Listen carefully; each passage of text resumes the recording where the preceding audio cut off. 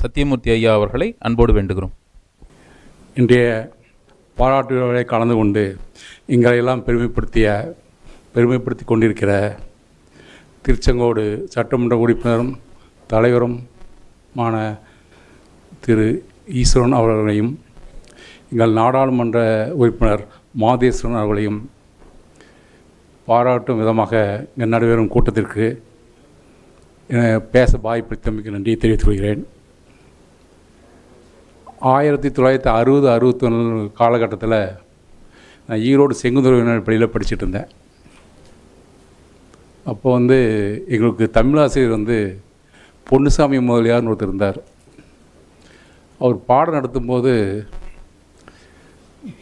பச்சைமா மலைபோல் மேனி பவளவாய் கமலச்செங்கன் அச்சுதா அமரரேரே ஆயிரதம் கொழுந்தே இச்சுவை தவிர யான் போய் இந்திர லோகம் ஆளும் அச்சுவை பெரினும் வேண்டேன் அப்படின்னு ஒரு பாட்டு ராகத்தோடு பாடுவார். பாடும்போது அழுவார். தமிழாசிரியர் அழுகிறாருன்னு நாங்கள் அழுவோம். ஏன் அழுதார் அப்படிங்கிறதுக்கு காரணம் இன்றைக்கி தெரிஞ்சது.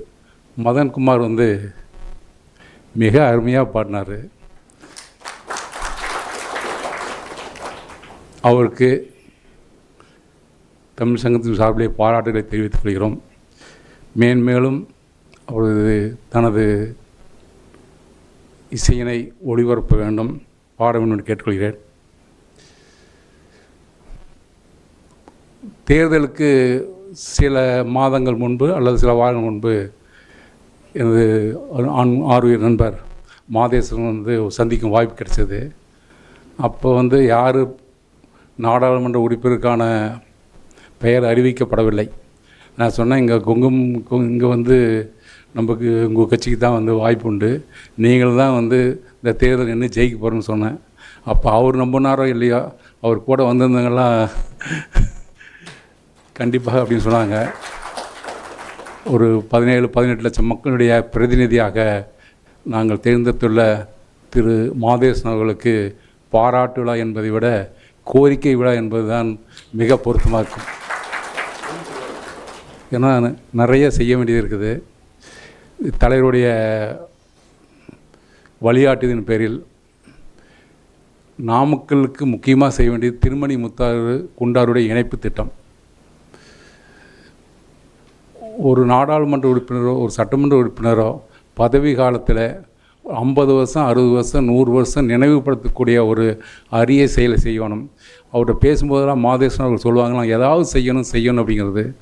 அவரது ஒரு ஆர்வத்துக்கான அறிவிப்புக்கு இந்த திட்டம் மிக பொருத்தமாக இருக்கும். அதை கையில் அவர் எடுத்திருக்காரு. அனைவரும் அனைவருமே அவருக்கு நம்ம ஆதரவு தெரிவிக்க வேண்டும், பின்புலமாக நிற்க வேண்டும். அதற்கு தலைவர் அவர்களும் உறுதுணையாக சட்டமன்றத்திலே மிக வலியுறுத்தி பேச வேண்டும் என்று கேட்டுக்கொண்டு எனக்கு இந்த வாய்ப்பு நல்கி உங்கள் அனைவருக்கும் நன்றியை தெரிவித்துக் கொள்கிறேன். நன்றி, வணக்கம். நன்றி ஐயா. தொடர்ந்து ஆகச்சிறந்த ஆளுமைகள்